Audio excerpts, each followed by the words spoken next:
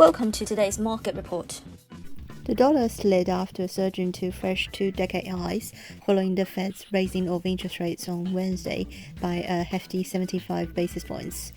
Its projection of more large increases to come cemented a higher-for-longer view on rates.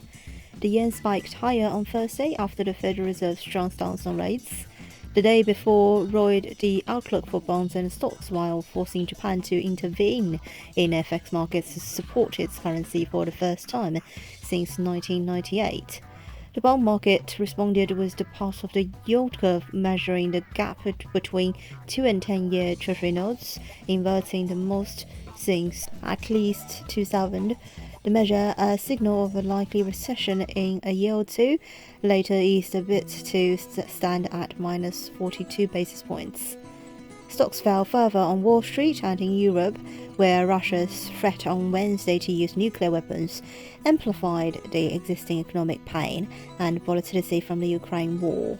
The major British, German and French bourses tumbled more than 1%.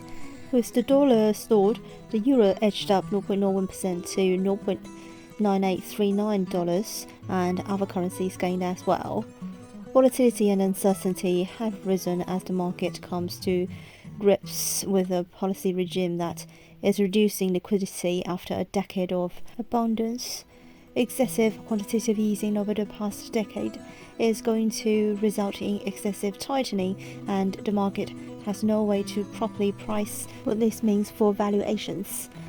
The Dow Jones closed down 0.36%, the S&P dropped 0.85%, and the Nasdaq slid 1.37%.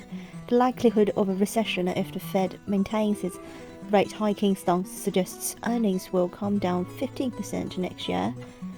Excluding the energy sector, the estimated growth rate for the S&P 500 in the third quarter already has declined by 1.7%. We're going to revisit the June lows. The number being thrown around by the bears is 3,200. This is today's market news. Thanks for listening. We'll see you next time.